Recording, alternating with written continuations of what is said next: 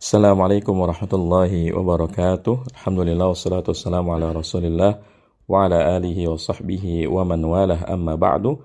Alhamdulillah kita lanjutkan pembahasan kita masih menyelesaikan pembahasan tentang at-tawabi', yaitu kelompok kata yang i'rabnya mengikuti kata yang diikutinya. Dan sekarang kita membahas yang keempat atau yang terakhir, yaitu tentang taukid. Taukid secara bahasa artinya menguatkan. Jadi disebut taukid karena fungsinya adalah menguatkan makna dari suatu kalimat.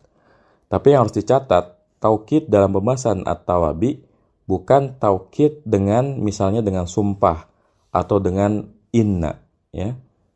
Tapi taukid di sini dengan lafaz yang telah tertentu, dengan lafaz yang sudah ditentukan, yaitu ada 4 lafaz, yaitu an-nafsu, al-ainu, kullu, dan ajma'.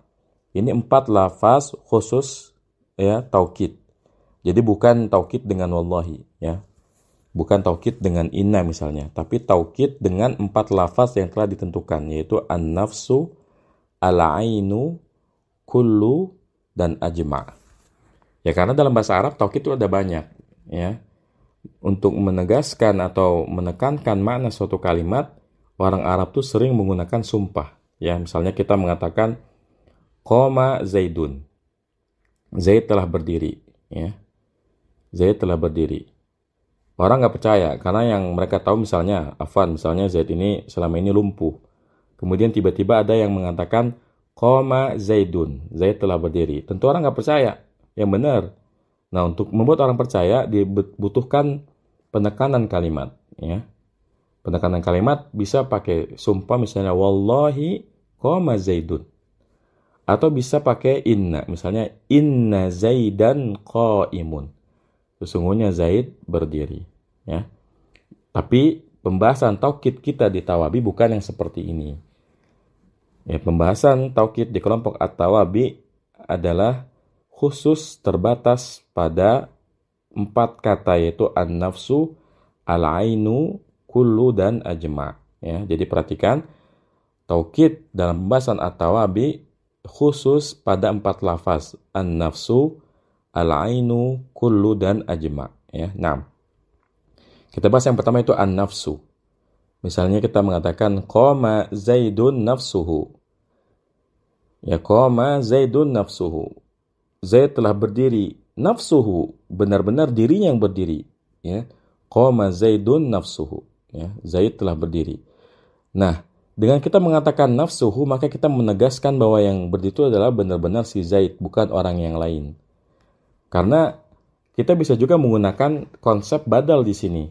Misalnya kita mengatakan qoma Zaidun qittuhu, ya. Qoma Zaidun qittuhu.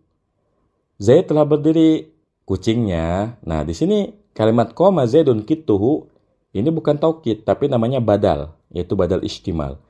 Zaid telah berdiri, apanya? Kucingnya. Karena Zaid misalnya dia lumpuh, tidak bisa berdiri. Sehingga ketika mengatakan qoma Zaidun qittuhu, nah ini kita memalingkan makna berdiri bukan untuk Zaid tapi untuk kucingnya. Tapi kalau kita mengatakan qoma Zaidun nafsuhu, maka kita menegaskan bahwa yang berdiri adalah Zaid, ya. Qoma Zaidun nafsuhu. Nah, ini ketika marfu. Ketika mansub misalnya ra'aitu Zaidan nafsahu. Ra'aitu Zaidan nafsahu. Saya melihat Zaid dirinya, bukan yang lain, ya. Misalnya kita lagi jalan-jalan, ya, di mall misalnya, ketemu sama Presiden Jokowi, kita katakan ra'aitu Jokowi, ya. Kemudian kata yang dengar, nggak percaya aneh. Maka kita tegaskan ra'aitu Jokowi nafsahu, ya, ra'aitu Jokowi nafsahu. Sehingga kalau kita mengatakan ra'aitu Jokowi nafsahu, telah jelas bahwa yang kita lihat adalah dirinya, bukan ajudannya, bukan anaknya, ya, bukan pembantunya, dan seterusnya. Nah, kemudian marartu bi Zaidin nafsihi. Saya berpapasan dengan Zaid, ya, dirinya. Ini juga sama, menegaskan bahwa yang kita temui adalah Zaid. Nah, ini an-nafsu, dan ini bisa digunakan untuk apa saja. Nah, yang penting kita menggunakan kata an-nafs, ya, dan syaratnya dia harus ada domir di akhirnya, ya. Makanya tadi qoma Zaidun nafsuhu ra'aitu Zaidan nafsahu marartu bi Zaidin nafsihi. Kemudian yang kedua, al-ainu. Al-ainu sama dengan an-nafsu dari sisi makna, sama-sama diri. Ya. Qama Zaidun ainuhu, ra'aitu Zaidan ainahu, marartu bi Zaidin ainihi. Ya. Nah. Kemudian kullu. Nah, kalau kullu ini artinya seluruhnya. Dia mirip seperti badal ya. Tapi bedanya kalau sini dia ingin menegaskan bahwa yang melakukan suatu perbuatan adalah seluruhnya, bukan sebagiannya.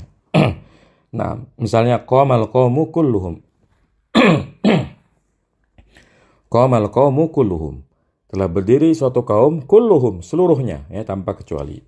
Ra'aitul qauma kullahum. Marartu bil qaumi kullihim. Jadi kullu di sini menegaskan bahwa yang melakukan itu adalah semuanya. Ya, tidak ada pengecualiannya.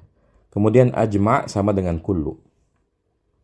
Bedanya kalau kullu butuh kepada dhamir di akhirnya. Qamal qaumu kulluhum, ra'aitul qauma kullahum, marartu bil qaumi kullihim. Ada dhamir di akhirnya. Tapi kalau ajma' tidak. Qamal qaumu ajma'una, ra'aitul qauma ajma'ina, marartu bil qaumi ajma'ina. Ya, jadi ini beda antara kullu sama ajma'. Tapi secara makna, ya secara fungsi sama. Untuk menegaskan bahwa yang melakukan suatu perbuatan adalah seluruhnya, bukan sebagiannya. Ya. Nah, namun ada beberapa kaidah yang perlu diperhatikan terkait dengan taukid. Ya. Yang pertama, taukid harus sama i'rabnya dengan kata yang diperkuat. Ya, makanya tadi ketika marfu, ikut marfu juga dia. Qama Zaidun nafsuhu, ra'aitu Zaidan nafsahu, marartu bi Zaidin nafsihi. Ya. Ketika mubdalnya ketika muakkadnya itu marfu, maka taukidnya juga marfu. Ketika mansub juga, majrur pun majrur juga, ya, seperti itu. Kemudian kaidah yang kedua, untuk lafaz ainu dan an-nafsu wajib diidhafahkan kepada dhamir. Ya.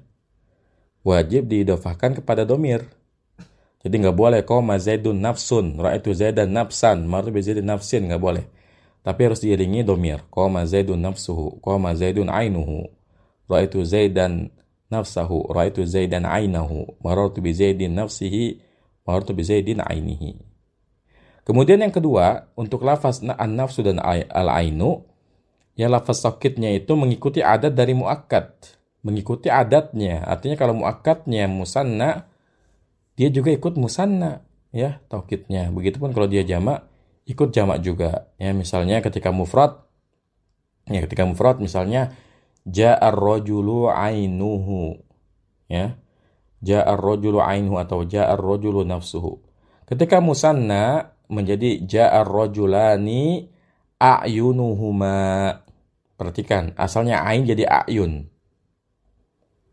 Ya, bedanya kalau musanna, ya, pakainya dhamir musanna, a'yunuhuma. Ketika jamak taksir, ketika menjadi jamak, jadi ja'ar rijalu a'yunuhum. Ya. Ja'ar rijalu a'yunuhum. Ja'ar rijalu anfusuhum. Jadi kesimpulannya untuk al-ainu dan an-nafsu, ketika mufrad pakai ainu dan nafsu, tentunya dengan diidhafahkan kepada dhamir. Tapi ketika musanna pakainya a'yun dan anfus. Bedanya kalau ketika musanna dan jamak, ya sama-sama pakai ain dan anfus. Bedanya kalau ketika musanna dhamirnya adalah huma, ya. Kalau ketika jamak dhamirnya hum. Ja'ar rajulani a'yunuhuma. Ini ketika musanna. Ja'ar rijalu a'yunuhum. Ini ketika jamak.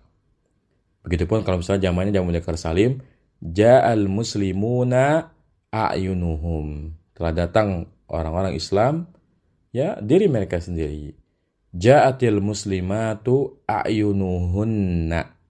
Telah datang para wanita muslimah, diri mereka sendiri yang datang. Jadi menyesuaikan, ya, kita perhatikan situ taukidnya menyesuaikan. Begitupun dhamir yang mengikutinya juga menyesuaikan muakkadnya, ya, perhatikan baik-baik. Nah, kaidah yang ketiga, tadi kan untuk an-nafsu dan al-ainu. Sekarang untuk kullu. Untuk kullu wajib digunakan untuk kata yang bermakna musanna dan jamak, dan wajib didhofahkan kepada dhamir yang disesuaikan dengan muakkad. ya. Jadi kalau kullu ini ketika musanna ya menjadi kila. Ya misalnya kalau dia jamak ja'at tullabu kulluhum. Tapi kalau telah datang dua siswa misalnya, ja'at talibani kilahuma. Ini kalau muzakkar. Tapi kalau muannas, ja'atit talibatani kiltahuma. Ini afan ada typo di buku ya, harusnya ja'atit talibatani kiltahuma. Jadi kalau muzakkar pakainya kila, kalau muannas pakainya kilta. Ini untuk kullu. Ya, jadi kalau untuk kullu, ketika musanna pakainya kila. Apakah mungkin kita menggunakan kullu untuk mufrad? Tidak mungkin. Karena yang namanya kullu untuk minimal 2 atau lebih. Kan nggak mungkin kita mengatakan ja'a zaidun kulluhu. Nggak mungkin ya. Masa telah datang zaid seluruhnya. Nggak mungkin. Makanya kullu ini minimal untuk musanna. Itu pun dengan bentuk yang kila dan kilta. Nah, kemudian yang keempat, kaidah yang keempat, untuk ajma' tidak perlu didofakan kepada domir. Jadi ajma' nggak perlu didofakan kepada domir. Cukup qamal qawmu ajma'una. Ra'aitul qawma ajma'ina. Marartu bil qawmi ajma'ina. Ya demikian kaidah-kaidah dari taukid. Semoga dapat dipahami. Wassallallahu ala nabiyyina Muhammadin wa ala alihi washabihi wasallam. Subhanakallahumma bihamdika asyhadu an la ilaha illa anta astaghfiruka wa atubu ilaik. Wassalamualaikum warahmatullahi wabarakatuh.